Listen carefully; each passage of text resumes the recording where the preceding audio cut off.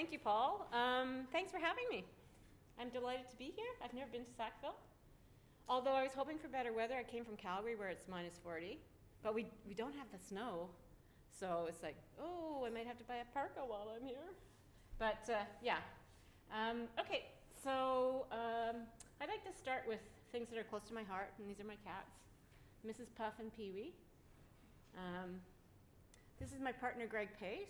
You may know of his work. He's a ceramic artist. He does a lot of work with, so that's the the kind of side profile of Voltaire. He actually currently has a show in Montreal at Art Mirror.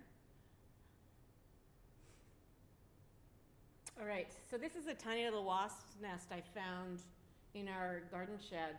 It was big enough for one wasp, and I wanted it, so I pulled it off, and there was a wasp in there, just one. This is a piece that was sort of inspired by that. It's called Hive. This is a maquette. One thing that I do a lot of is, because I do large-scale installations, I often do maquettes, which I find are very, very useful in figuring out how, well, not necessarily how I'm going to make it. This didn't help me with that, but like how it's going to fit, and especially if I'm using materials that are like textile materials, how much I need, the shape, everything like that, and then I just scale it up. So if you're interested in sort of installation-based work, I would highly recommend making a maquette. So this is the piece. This is called Hive. This is 1991 maybe. So this piece was, I guess for me, I've always got new problem solving to do every time I make a piece, because I get kind of bored. I don't like to do the same thing over, although you will see that I did a few rose petal pieces until I said no more. So this is covered with chopped up newspaper mixed with wallpaper paste, which they used to use as insulation for houses. So it gives it a kind of stony quality. But it is like paper from a wasp nest or a beehive. And then I've kind of put these found objects, basically that I found at Sally Ann's and thrift stores. So they were objects that people no longer wanted. They might have gotten a newer one, but they're still, most of them, fairly functional. So that idea of consumption is an important part of this piece. And then I was also interested in the idea of the relationship of nature to kind of a home. And some people said, oh, that's like a dung beetle that rolls this ball of dung to collect things in it. And so there's different kinds of reading. I mean, I want it to be kind of fantastical too, because it is 9 feet by 9 feet by 9 feet. So you have to kind of wonder how it got there. Like, did they cut open the ceiling and it was just dropped into the space? Or basically, so I have an internal structure, which is aluminum, rolled aluminum, just strips that kind of create kind of a skeleton of a ball. And then I've used chicken wire, cloth dipped in plaster, which is then shellac, so it doesn't get wet when I put the mixture of wallpaper paste and newspaper on. And then these things are wired. What I have to do is take it apart after and move it. So it's taken apart in kind of pie sections between the seams. Yeah, I mean, it's a lot of work, but it does its job. This is a piece called Cataract. And these are all clear glass dishes, glasses, plates. And there's shards below. And then I also have sort of live sound. I have 2 fans that make the glasses tinkle. So it's quite nice. It's like before you come in, it sounds sort of like a wind chime. But as you come in, you realize they're hitting each other. And if this gets a little more agitated, they might break. There's giant hands that are projected onto the glass. And I think there's lots of readings here. Cataract's the name for a large waterfall, but also for an occlusion of vision. And I think, depending on your own personal experience, I think there are references to domestic violence and other such things. Or you just might find sort of a piece of glass that your grandma had, and that might be your connection. But all right. So I'm probably most known for the work I've done with rose petals. So this is an early piece, one of the first ones I did. And basically the rose petals are pinned to fabric. The ones on the ground just lie on a piece of white organza. And these, I have two pieces, and these were shown in a really beautiful building with exposed sandstone walls. And this is the other piece, and I called them Studies of Nature. And I was thinking about they're both kind of like flowing. This one's more seeping out of the wall, kind of like blood. This one's more kind of fast flowing, but also plays with sort of how, roses are manipulated genetically to create different colors and things like that. This is called Fragile Heart. This is at the Walter Phillips Gallery at the Banff Centre. The only thing I brought there was that center kind of anatomical heart, the 3D heart. The rest was done on site. So you can see that there's the heart in the center is very anatomical, and there's veins that are kind of like roots growing from it, and then there's this kind of pool at the bottom. And I mean, this is not that important, I don't think, for the viewer, but for me it was about my lovely next door neighbor who was 81 years old and really a lovely, sweet lady who did lots of things for other people, and she just passed away one day. She dropped dead of a heart attack. So this is my kind of tribute to her. And you can see the outline of a Valentine shape on the outside. Okay, here's another maquette. So this piece is called Velvet, and it's really big. So the ends are 12 feet and 12 feet at the end, and it spans a 80-foot gallery. This is the gallery at the university I work at, the Illingworth Kerr. And I'm really interested in, and you'll see later on, more non-gallery spaces, more site-specific spaces that have a particular context or history. However, I was invited to do this piece, and I thought, well, what can I do? How can I relate to space? So I think it physically relates to the space and plays with the idea of perspective. And then it's also sort of magical and fantastical. So it's kind of like this, you walk down the middle, like down the aisle. So you're maybe perhaps quite conscious when you're doing that.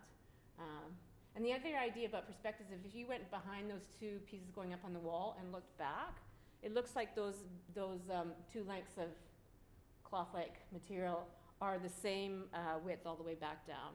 So it's sort of a reverse perspective thing happening.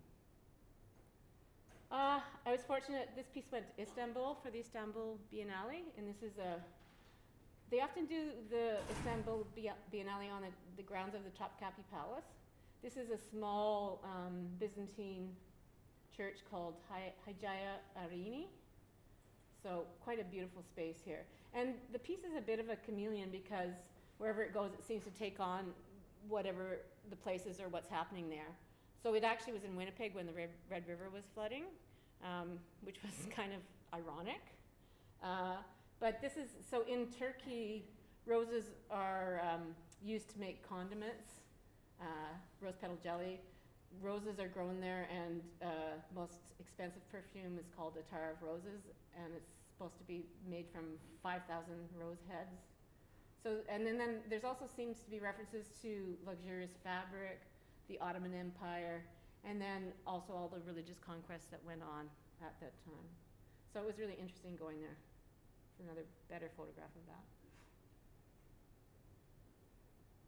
Oh, I was going to mention, I forgot to do this. If you have questions during the talk, just shout them out because it's better to talk about it when we're looking at what you want to talk about. This is a project I did in England. This is the Yorkshire Dales. This is an old textile mill. This is the sort of Victorian looms downstairs.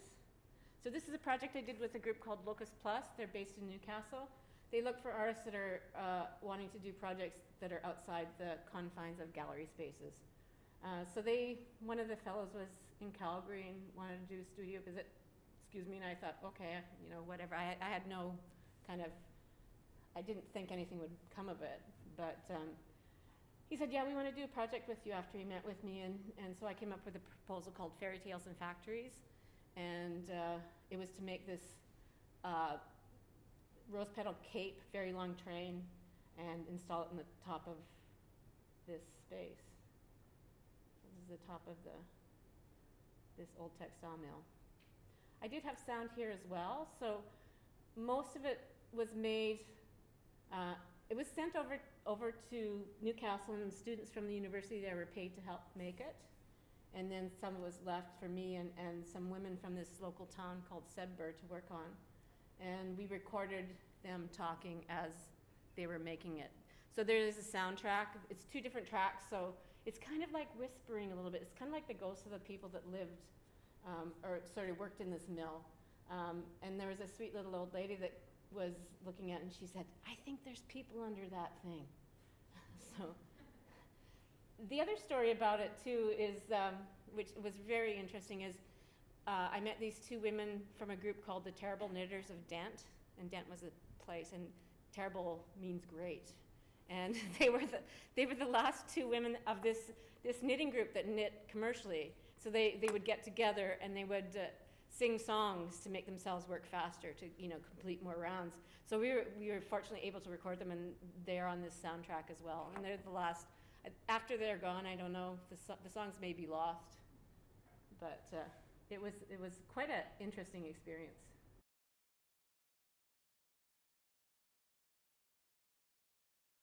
Well, I think I don't know if I should say that. I think blood plays a large part in a lot of the work I do. Like, I do a lot of things with veins, so I don't know. No, it's just coincidence. I was working with flowers before this, but mainly flowers from our garden.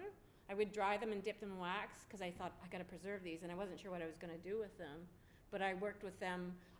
One thing I'm not showing you any of really, because I really tried to condense my talk, is some of the garment-based work that I've done. And I did a series of garments. They were wax collars and lace collars that were painted with wax very heavily and built up, and then flowers are pinned to them.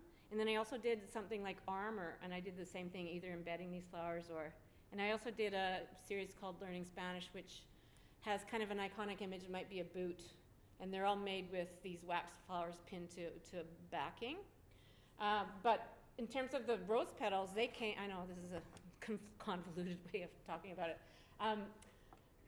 Somebody said, if you want flowers in greater quantity, at these places called Growers Direct, they have a lot of rose petals, and often they do something called cleaning the roses. And a student told me this year that they're called guard petals. So they pull them off, and they might have this excess of rose petals that either if they've got room, they might dry them and make potpourri. But at the time, I started collecting. So I just happened to take a rose petal and pin it to a piece of fabric and go, this is interesting. And from there, it grew. But I don't think I intentionally was thinking of blood when I was doing this. Certainly those connotations come because of the color. But, I think the other element about these is they're made out of a very ephemeral material. So they talk about mortality. So I suppose if you want to include blood and mortality, maybe it's there. So then it went to a gallery in Manchester with a beautiful skylight, but we took large photos with it to kind of show where it was shown on site. This is in a church in Quebec. I was in an exhibition. There's an exhibition there called La Manif, and it's been going on for some time. And they tend to invite mainly Quebec artists from France, Belgium, other countries where they speak French. I think I was one of the few Western Canadian artists invited, but they wanted me to do something in this church. So I wrapped the pillars, and to be perfectly honest, the piece coming down off the altar is that cape piece. So I was able to use it again, which was great. It was a working church, so there was mass.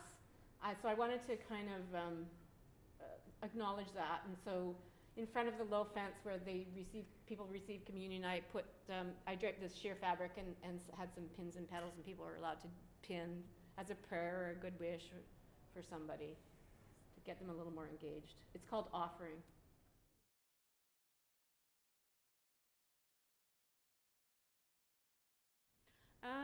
That's a good question. So I make them in a place that's very dry.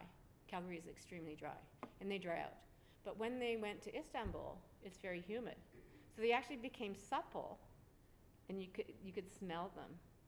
So they reabsorbed the humidity. Yeah.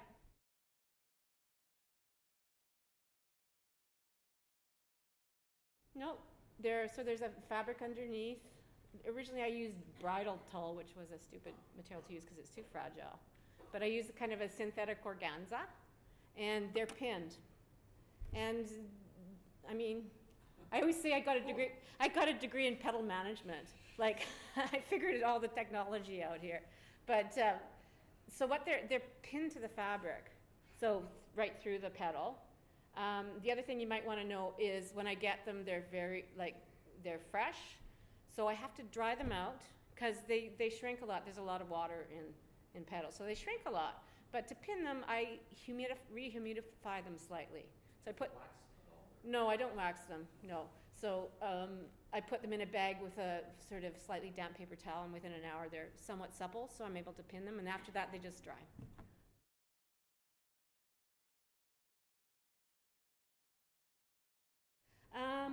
Yeah, that's a good question. I mean, I have to acknowledge that these things maybe won't last forever. I still have a couple pieces, but like for the one in Istanbul, I actually decided to have it cut up into little squares and given away. I know it wasn't the best commercial move for me, but I kind of had to be honest about that. I had to say, well, you know, this is about ephemerality and sort of, so go ahead, take one, put one. I figure I'm going to travel somewhere and see one of these petals in pieces in a frame somewhere, but yeah. And you have a question?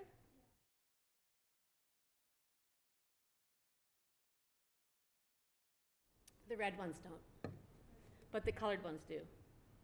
See, and that's probably because of genetic modification. I don't know. I shouldn't say that. Well, you know, they dye. Have you seen dyed flowers now, the blue ones?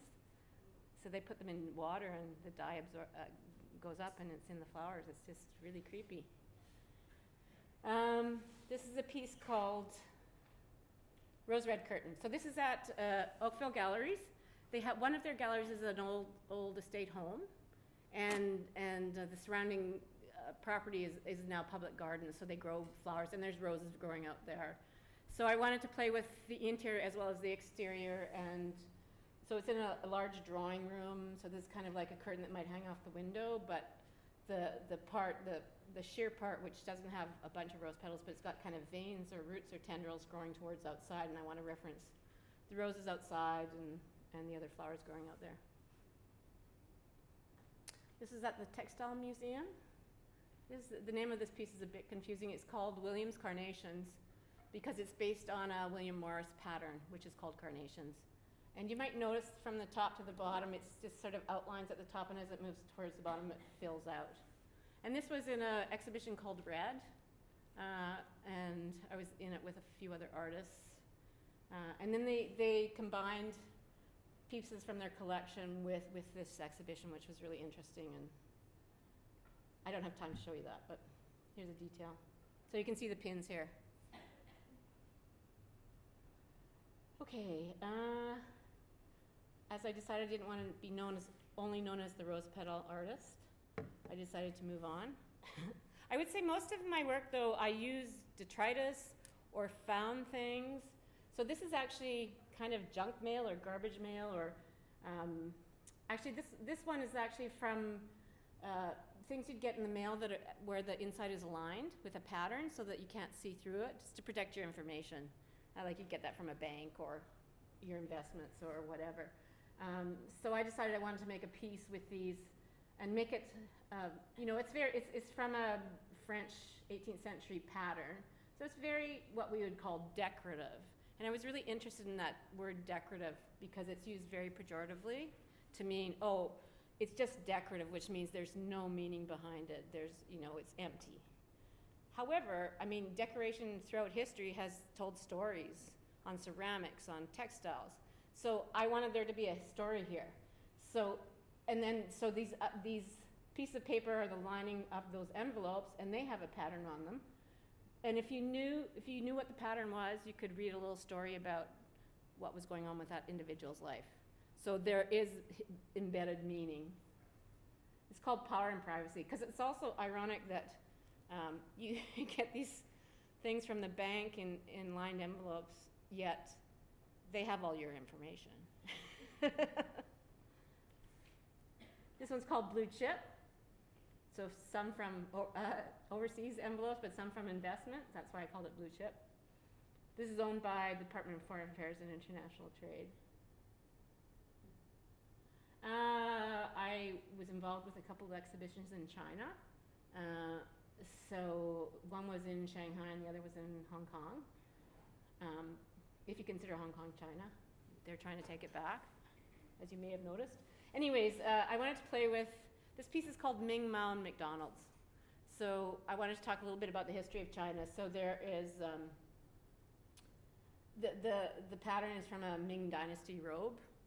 And then I found a little red book with these lovely pictures of Mao. I might be able to, there's a close-up here. With some writing in it too. And you can see the McDonald's up there. So McDonald's was starting to become prevalent in China. And as a result, they were starting to grow potatoes in China. So it's a little cheeky. I think the other thing that's interesting here is, because, I mean, unless you can read Chinese, I can't read what it says. So, you know, it's only accessible to certain people in terms of where these pieces of paper came from. But I kind of just think of them, like, I'm really attracted to when I see a piece of kind of paper that's been stomped on a few times and got some dirt on it. I love those kind of things. It's that kind of patina of kind of, so I loved working with this garbage. This is white tent. So I guess the impetus for this piece came from thinking about, I love camping. I didn't camp when I was a child, but my partner, his family camped, and so we did camping. And I really liked just going out there and kind of, you know, just getting back to the basics of cooking and hanging out and, you know, reading a book or, you know, whatever. And this kind of idea of escape. So these are, again, paper cutouts so the idea was this kind of, you know, when your tent is under a tree and then the sun comes over and the shadows of the leaves are cast on your tent. That was the idea. But these are all things that came to me in the mail that I had to take care of, I had to do. So it was starting to travel with me when I went camping.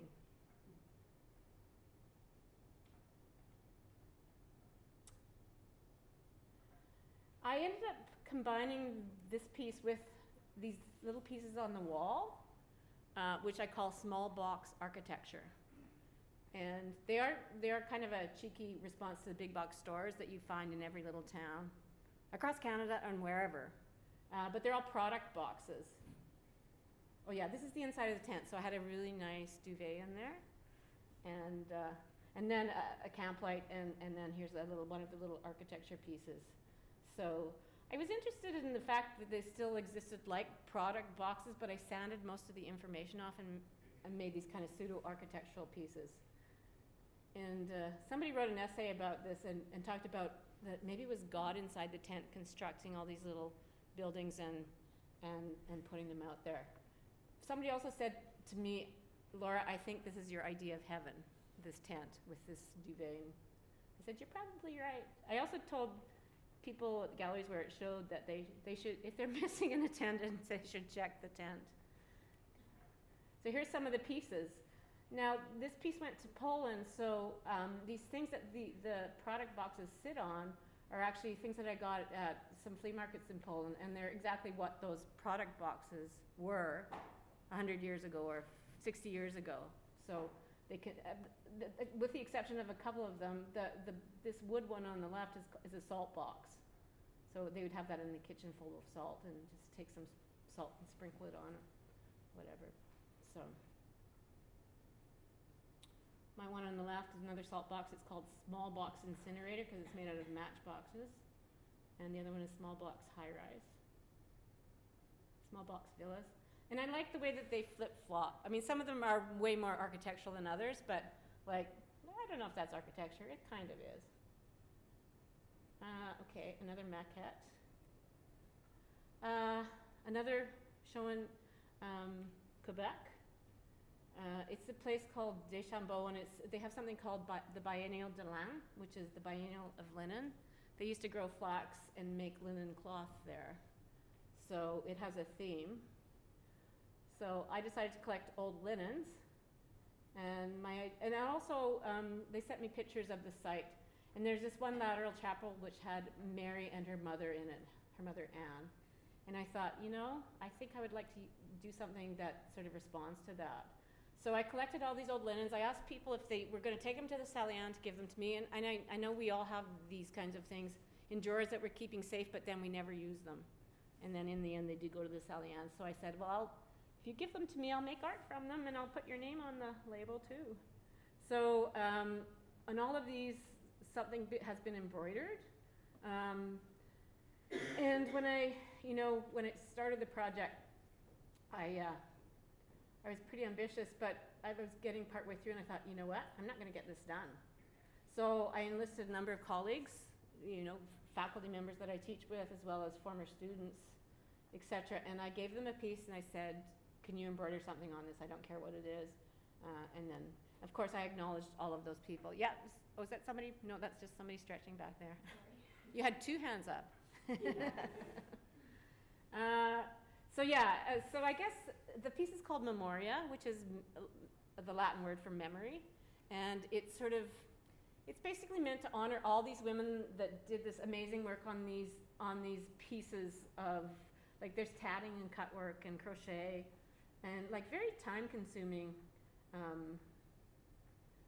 things, which were kind of like, I would think, their art for the time that they were doing, or something that they loved to do. So this is kind of an acknowledgement that these, of all these things they did, and then to say that, hey, there's some embroidery happening on top. So this is still happening, it's just a slightly different way, and some of the images are pretty contemporary. It also is meant to sort of serve this idea of matrilineage, so passing things down from mother to daughter, or grandmother to mother to daughter. And that's why I think that two female figures on the altar are so important.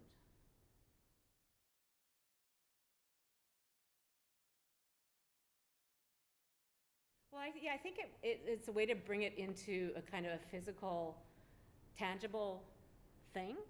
Obviously, my maquette didn't have all the embroidery.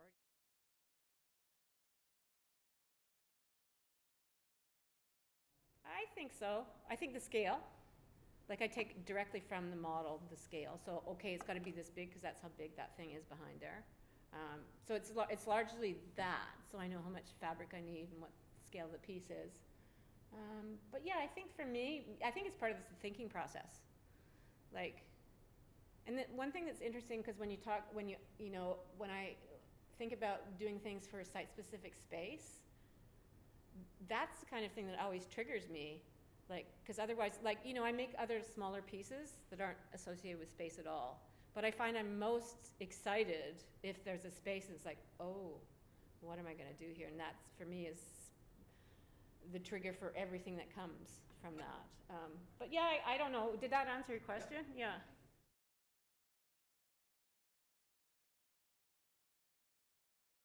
I do some sketches, but I mainly make the maquette. Yeah. Just one. Yeah, just one. So that it's a bit of work, I kind of like my maquettes too because they're like in miniature. Here's a more professional photograph, and here's just some of the. So these are people. Actually, the little blue one is Janice Wright Cheney, and the pink one is Barbara Hunt. So these are actually not only colleagues that were close by, but some of my artist colleagues. So Janice is in the show tonight. So this is some of her earlier work.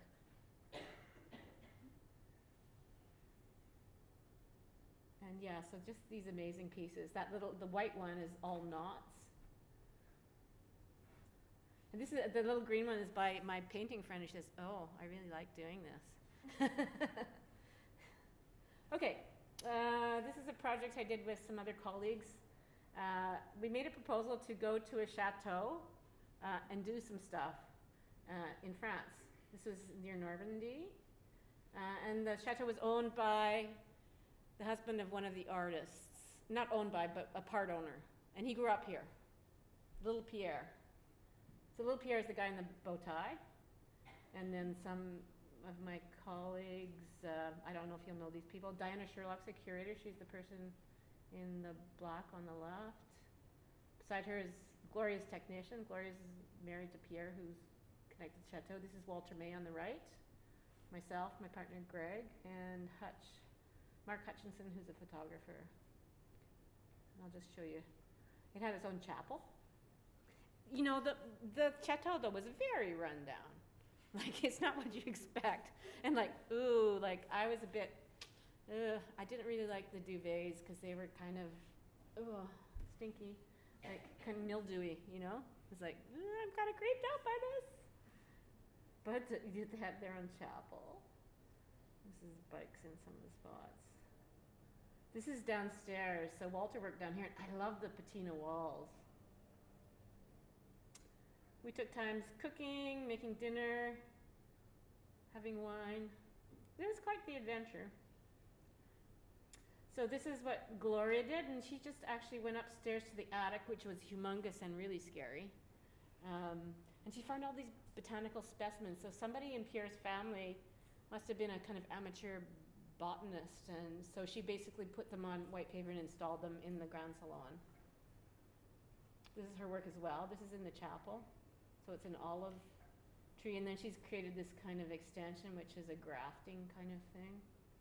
Quite a beautiful image. This is Walter May. Walter May just actually used stuff there. So he found the wood, he may cut it in certain ways, and then he found old handles in all kinds of places. But I just love the photographs and kind of them against this incredible wall. This is my partner Greg, who's a ceramics person. So he didn't know what he was going to do, but then he found this room full of dead flies. So he decided to work with those. And so this is actually, so what he did is he made an ocular on the glass looking down the original road to this property. There's a great funny story to this. So he had to have, when we did this show at two other places, and one of them was part of it was in an old historical home. So he needed to reproduce this, so he had a photograph which he got reproduced onto a transparency. When he went to the photo place to pick it up, she said to Greg, she says, "How did you get all those flies to do that?" I was just like, okay. So here he's carefully used a broom to spell espoir, which is hope in French. And this is a piece that I had done and brought, just because some of my work is very time consuming, so I couldn't just always do things that were on site. And my piece is actually, it's sort of ironic because there's this new strain of the virus, the SARS virus, that's happening in China. So this piece is a little bit about that. And so it's kind of about, because it's sort of old antique collars and gloves and various linens. And they've embroidered these little red spots on it. And it's called Ring Around the Rosie. So you know that song that talks about the plague. And so like in this place, 100 years ago, kids would get the flu and die, or, there wasn't a lot of medical treatment for those kinds of things. There is now, but those little dots also for me represented at the time, I think it was the H1N1 virus actually. And so you'd see images of maps where it was starting to happen and see the little red dots. So that's what the other element of this is. And I guess the irony is, we have lots of medical intervention, but we travel so globally that it would be very quick, very easy to spread an epidemic, across the world. Another site that I installed it in. Oh, and this is a piece I did for the chapel. You're not the boss of me.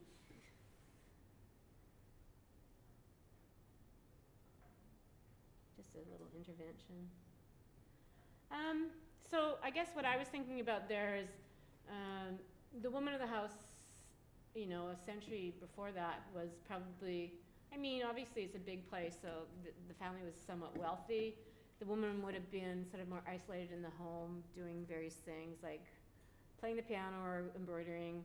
So I thought, well, what happens when she's finished doing that inside the house, decorating and everything? What's going to happen? So I thought, well, maybe she goes outside. So I started doing things, intervening on nature. So this is wrapped with sort of lace kind of, whatever. This piece is called Stumphenge. And these are actually old ties somebody gave to me, and I thought, what can I do with these? Like, it's hard to kind of take the tie away from from the tie material, but yeah. But yeah, referencing Stonehenge, so these are just, and then I started upholstering roots of, this is a lime tree. So these, I suppose, are my more site-specific pieces. And then I upholstered a stump. This is part of the show that was at the Esplanade Art Gallery in Medicine Hat. Mark Hutchinson took these photographs of us. There was some priceless books there. If they'd sold a book every once in a while, they could have done a bit more upkeep there. So many of the artists in this, I guess I could call it a residency, were photographing images from those books. And so we had a digital kind of book there. These are sort of remnants and things from the installations at the site. That's a piece of mine called The Orient. So we found drawings of women in kimonos. So the idea of travel, again, 100 years before that was very exotic. Very few people traveled to other countries. But if you were wealthy, you might have the opportunity, or somebody might bring something back for you. So I wanted to play with that idea of the exotic. Oh, these are part of Greg's ceramic collection. So here's the piece. I don't know, it's really interesting. Sometimes coincidence is sometimes the way a work gets made. So this branch is from our 75-year-old lilac tree that broke off. But it's such a strange thing because the branches just keep changing directions. It's really beautiful. And I have painted it a bit. I used oil paint and it's kind of a bit of a wash. I didn't want it to look really fakey. I don't think it does. And then, I don't know, I bought this little footstool at an auction. I don't know why. And then I ran across this fabric that was, it was like a toile, which depicts outdoor scenes. It originated from France, but this one is of people out in nature that are Asian. So I just had all three of these things and they finally came together, but not sort of without any particular rhyme or reason except for, and this is also kind of, so I was doing this stuff at the chateau that was upholstering nature, and then I thought, well, so then what if you finish doing that? What do you do? So you bring actual nature back into the house. There's that piece again. We installed our pieces with some old kind of furniture and things from the museum there. This is my other piece. And there's that little wasp nest. And this piece is called Room for One, so it's got this branch that's also an arm. I've done applique sort of on the pillow. All right, totally different thing. This is at the Art Gallery of Alberta, which is in Edmonton, and I don't know if you know it, but it's got this kind of, it had this elaborate sort of facade put on it. Cuddly, badly done, and slightly ugly. Anyways, I applied to be in the Alberta Biennial and was accepted, and what I wanted to do was something to this structure rather than have a piece just in the gallery. So I found a structure that sort of went from inside to out, and I upholstered it. This is my friend Aaron, a former student, and also prior to coming to art school, he upholstered things, so I hired him to help me. You gotta hire some people sometimes that are more of an expert than you in this. And that's the outside of it. So basically we made patterns, or pattern pieces just out of paper. And there's sewing happening. My friend Kasha, there's Aaron. And Kasha. And so that's the inside piece. It's just under the stairs. And you can see how it goes. You can see the inside part and then the outside part on either side. And then this is the part on the outside that was upholstered. I think we did a pretty good job. I think you can't see the seams even in there. So that's what it looked like. And I think it's a bit of a feminist kind of comment on this big metal structure, kind of like under somebody's skirt, I don't know. Bit cheeky. Here I am. Okay, this is a semi-recent piece, 2016, The Between. I'll read the statement, and then you'll see the project, and I'll explain it a bit more. My intention is to transport viewers to a fictional, timeless space, in essence, to transport them to the Between, a place that explores different planes of existence and the passage through life to death. There are symbols that are delicate, luminous, and ethereal, symbolic now that their function as garments has been removed. The carpets stand in apparent contrast. Rich artifacts made dense by the embedded history of past lives. Voices emerge and fade, and through them, past, present, and future coexist, revealing the complexities of being. So this is the piece. This is at the Nickel Gallery at the University of Calgary, and they have an amazing Asian rug collection. So I proposed this so it's Michelle Hardy, who's the curator of decorative arts, but she's also a conservator. So to talk her into letting me overlay these rugs was the biggest thing that I had to overcome. And she says, why do you want to do it? And, blah, blah. It's interesting because another exhibition was on display at the Glenbow with a Calgary designer, and he had taken things from the collection to go with his garments. And she felt like he had done it in a very disrespectful way. So she was very cautious about me actually doing this. But she did agree, because I said, well, if I just hang them on the walls individually, it's going to be like a carpet show. I need to make kind of a seamless environment so that you feel convinced that you're going into a space sort of from somewhere else. So these are all white clothing that I got from Sally Ann's that are sewn together. They're kind of interesting too, because with the light shining through them, they're like x-rays of these clothing. So you can see the pockets, and there's a little slip underneath, like there. Quite beautiful. And you can sort of see, like, there's a lot of arms hanging down. I mean, again, this is maybe perhaps a coincidence, but I'm sure you remember sort of, and it's continuing to happen, it's a crisis of, refugees coming to other countries and many of them dying, at sea, or the little boy that died and his body washed up on the beach. So there's all these hands reaching down, and then there's these Asian carpets that suggest another land. And so there's some readings of that. That wasn't necessarily my intention.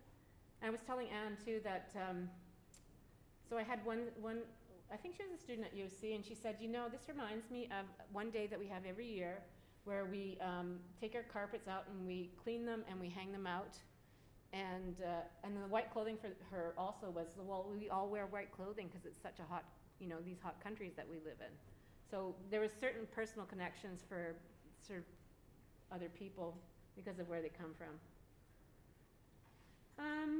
I really wanted to show the cloud of clothing, but I knew I wouldn't, if I showed it elsewhere, I knew I couldn't use the rugs. So this is another iteration of this. This piece is called Air. And it actually had the sound of just wind blowing very gently or quite harshly. And so the other element for this is that I made this floor that's padded. So it's got it's kind of the underlay that you use for hardwood floors, and then it's got a layer of canvas on top.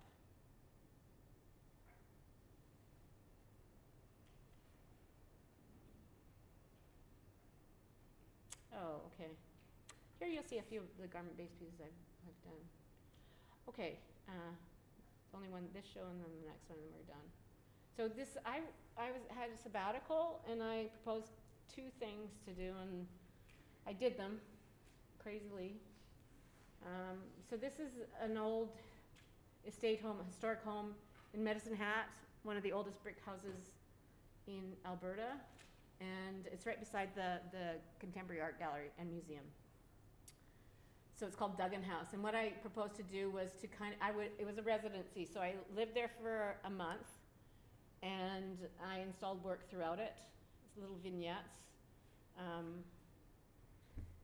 to speak about different things. And then the other thing I did was I went to the archives. I couldn't use any of their objects, but I had either took photographs of some of the things in there or yeah, mainly that's what I did, and incorporated them into the installations. So this is the drawing room. These are corsets in various stages. This is the bedroom. So in one corner is a little child's dress, and then there's a nightgown, a woman's nightgown, and it looks like she's pregnant. There's actually an orange basketball under there. You can kind of see the orange, which I liked. It kind of glowed. And then on the walls, you can see, well, do I have a better? There's images of toys in the archives.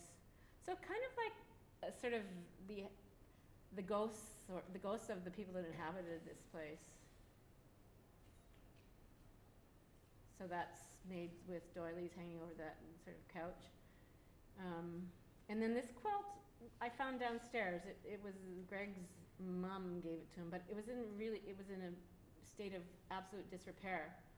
So what I decided to do is to repair it to some extent, but instead I inserted maybe more contemporary fabrics or fabrics from other places like Sabourin and those kinds of things to kind of update it, but also to carry on.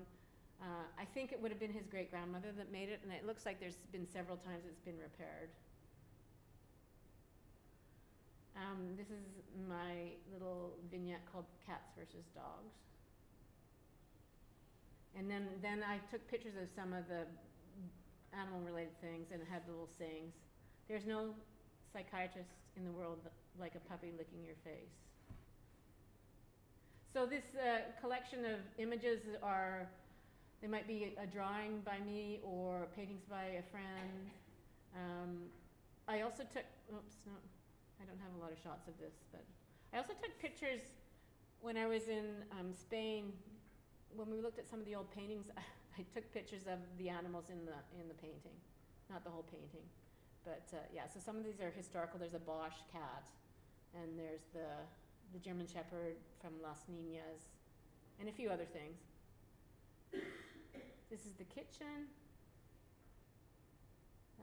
That's sort of antique wax flowers. You can see on this bottom left picture, there's all these delicate hankies. Those are actually, and Anne knows Jeannie. These are Jeannie Thebe sent them to me before she passed away, and I mean, I didn't know she was sick, but I think it was her way of saying goodbye to me. And so she said, I'm not going to use these anymore. Do you want them? So she also sent me gloves, and there's a piece here that uses the gloves. This is the living room, sitting room. So these are two pieces of mine, and then where they're placed. And then I have an old wedding dress that I had that's placed on that couch there. Okay. And this is the last thing I'm going to show you. This was the other project I did in Medicine Hat. This is at a place called Medalta.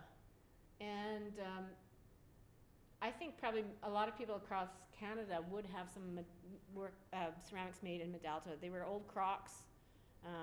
Also, there was a place called Highcroft, which made dishes, so fiesta ware, those kinds of things. So they supplied Canada with housewares and dishes for quite a long time. This is a beehive kiln.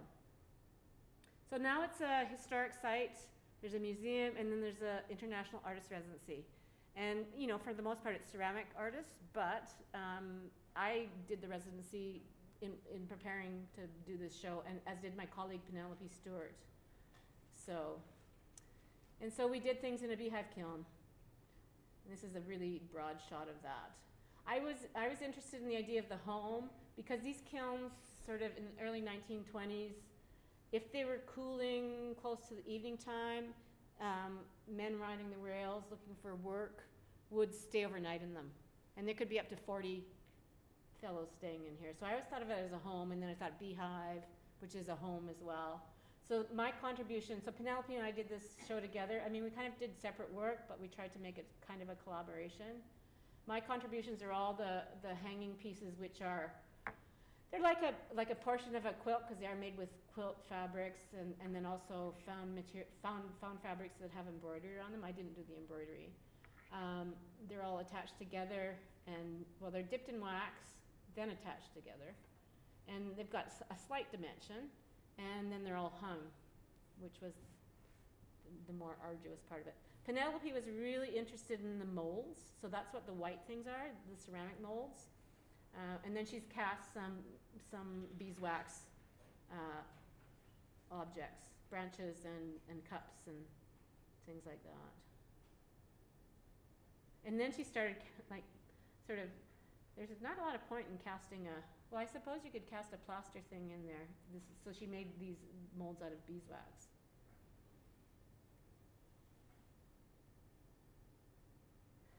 And my intention, I didn't know exactly how this is working until I got there, but I wanted to echo the dome. So these things do kind of come down around.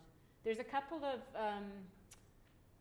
rings of airplane cable, 2 or 3, so it made it much easier to kind of install.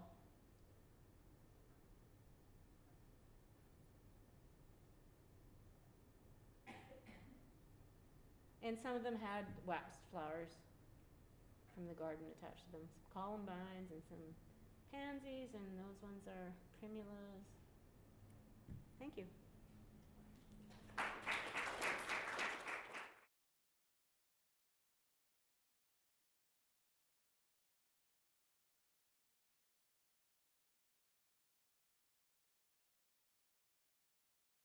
So the 2 really big pieces, I had people work for me, and they were paid. So I think the really big piece took maybe 6 months. And I kind of had a little factory at my studio. Also had to have things made to like roll them up as they're made, because they're big. Just 6 months? Yeah, I think so. Yeah, okay. Yeah. Yeah, well, I was offered the exhibition. It was like, okay, this is when you're going to do it. Oh, okay. Yeah. So, yeah. Anyways. But some of the, like the one that was in the old estate home, that kind of curtain, I made that by myself. Yeah. So I enjoy making these things. If I have the time, I will make the thing myself. Yeah.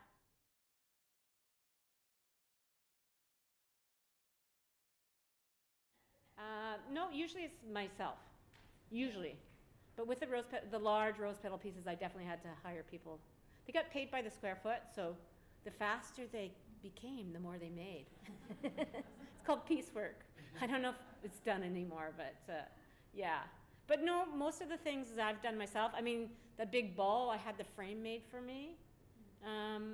So, I don't know. Yeah, I'm a busy girl.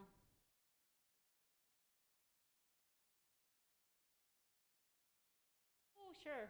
Yeah, you hit obstacles. But, I guess the more you do it, the more confident you are that you will be able to do it. So I go, yeah, this is a crazy idea, but I can do it. Yeah. So I think never say never. Yeah. You should do it. Try it. I know. Don't let something stop you. But I would say every time I do a new project, there are technical and other kinds of problem-solving things I have to do. And I never know for sure it's going to work out. So I guess it's taking a bit of a risk. I knew how to make those things for the beehive kiln, but I wasn't sure I was going to be able to install them the way I wanted to. But, where there's a will, there's a way.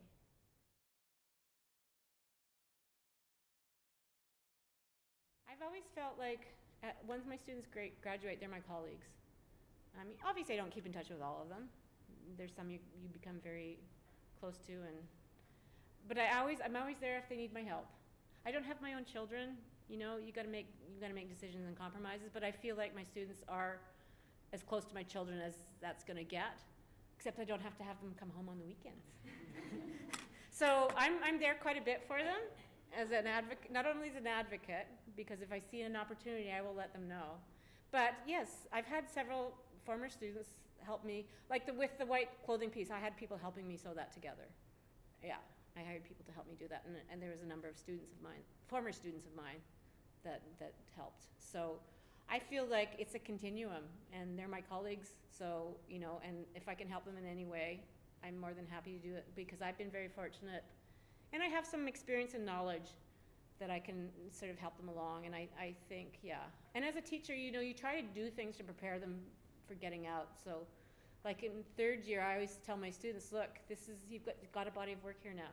We've got some we're very lucky in Calgary to have some like window front venues that students can apply for that different galleries run. So I always say, or we've got a little student gallery at the college or at the university. So I would say, well, you've got a body worker, you need to apply for something. So like in third year, do that, because then you've had the experience and you can you feel more confident about it once you get out. But it is a really important thing, I think. And like I say, I have the time. I only have cats. But they're a lot of work too.